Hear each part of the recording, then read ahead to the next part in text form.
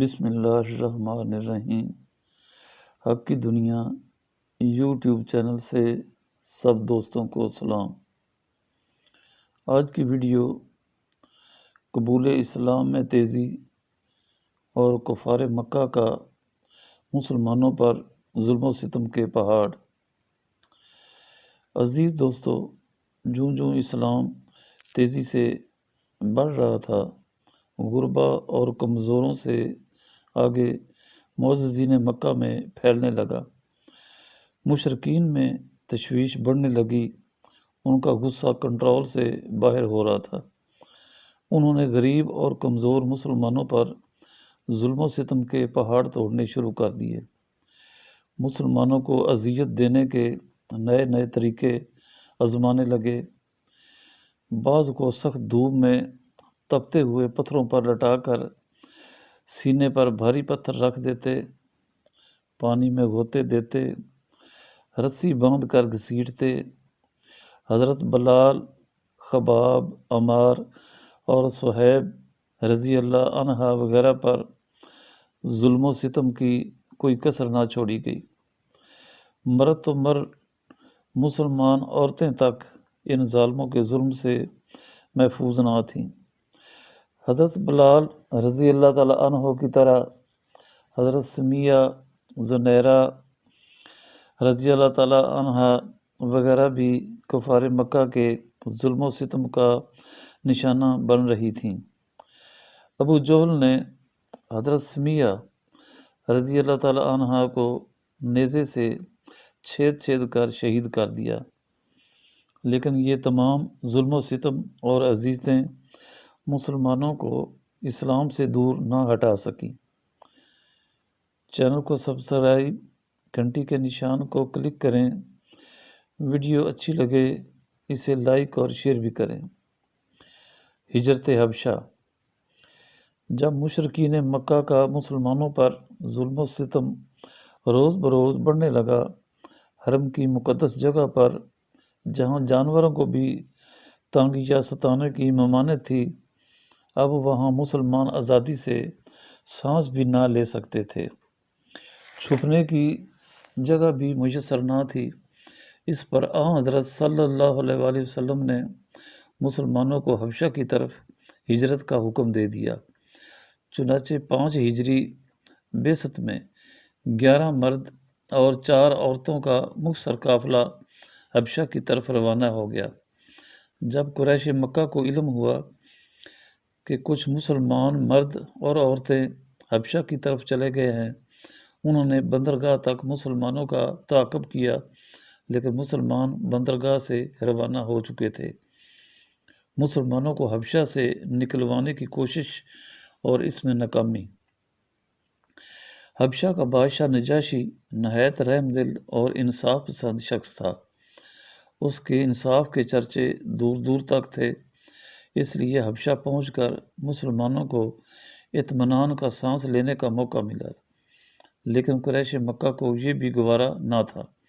چنانچہ عمرو بن العاص اور عبداللہ بن ربیعہ تحفے تحائف لے کر حبشہ پہنچے اور نجاشی بادشاہ کے درباریوں سے ساز باز کر کے بادشاہ سے درخواست کی کہ ہمارے چند سادہ نوجوانوں نے اپنے آبائی مذہب چھوڑ کر ایک نیا دین قبول کر لیا ہے، جو کہ آپ اور ہمارے مذہب کے خلاف ہے۔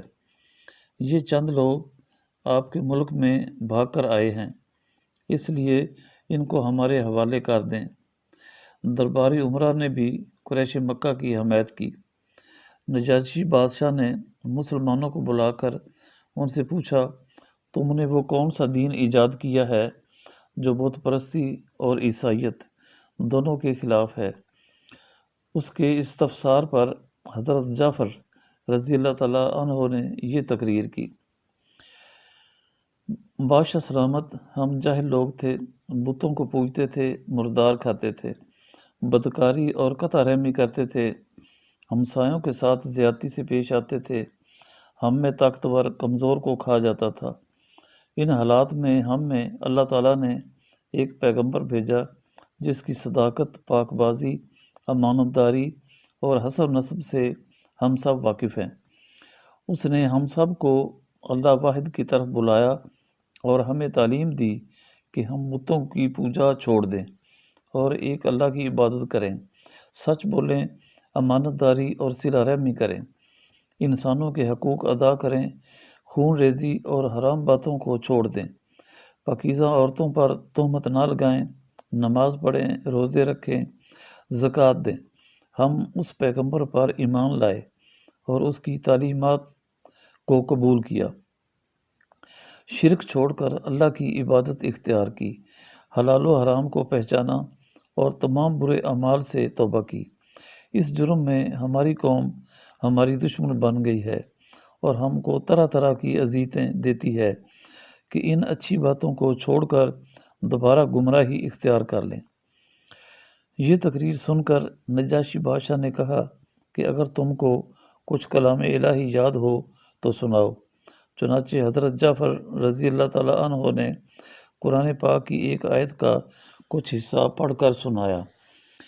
اس کلام الہی کو بادشاہ اور اس کے امراء سن کر ان پر رکت طاری ہو گئی اور بادشاہ نے کہا، اللہ کی قسم، یہ کلام اور عیسیٰ علیہ السلام کا کلام ایک ہی چراغ کے دو پرتوں ہیں، اور قریش مکہ کو صاف جواب دے دیا کہ یہ مظلوم مسلمان تمہارے حوالے نہیں کیے جا سکتے۔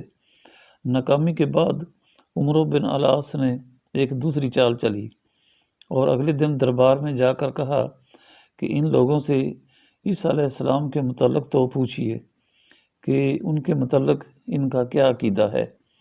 بادشاہ نے پھر مسلمانوں کو اپنے دربار میں بلایا۔ اب بڑی آزمائش تھی۔ قرآن مجید حضرت عیسیٰ علیہ السلام کے متعلق عیسائیوں کے گمراہ کن عقائد کا سخت مخالف تھا، لیکن حضرت جعفر رضی اللہ تعالیٰ عنہ نے فیصلہ کیا کہ نتیجہ خواہ کچھ بھی نکلے وہ صحیح اسلامی عقائد بیان کریں گے۔ چنانچہ بادشاہ نے مسلمانوں سے دریافت کیا کہ عیسیٰ علیہ السلام کے متعلق آپ لوگوں کا کیا عقیدہ ہے؟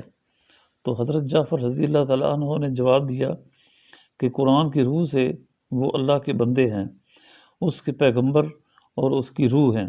نجاشی بادشاہ نے ایک تنکا اٹھا کر کہا کہ تم نے جو کچھ بیان کیا، عیسیٰ علیہ السلام اس تنکے کے برابر بھی اس سے زیادہ نہیں ہیں۔ بادشاہ کی زبان سے یہ الفاظ سن کر مشرکین مکہ کی یہ چال بھی ناکام ہو گئی۔ حبشہ کی طرف دوسری ہجرت۔ چند دنوں بعد حبشہ میں قیام کے بعد مسلمان اہل مکہ کے اسلام کی غلط خبریں سن کر مکہ لوٹ آئے۔ قریب پہنچ کر معلوم ہوا یہ خبر دھوکہ دینے کے لیے پھیلائی گئی۔ کچھ لوگ تو واپس حبشہ لوٹ گئے اور کچھ مسلمان چھپ چھپا کر مکہ میں داخل ہو گئے اور انہوں نے کسی نہ کسی کے ہاں خفیہ پناہ لے لی۔ قریش کو اپنی سفارتکاری کی ناکامی کا بے حد دکھ تھا، لہٰذا انہوں نے مسلمانوں پر ظلم و ستم کا شکنجہ مزید سخت کر دیا۔ اس لیے دوبارہ 102 مسلمانوں کو ہجرت کرنا پڑی۔ ان میں 82 مرد اور 20 عورتیں تھیں۔ آج کے لیے اتنا ہی، باقی آئندہ کی ویڈیو میں۔ چینل کو سبسکرائب اور ویڈیو کو لائک کرنا نہ بھولیے۔ شکریہ، اللہ حافظ۔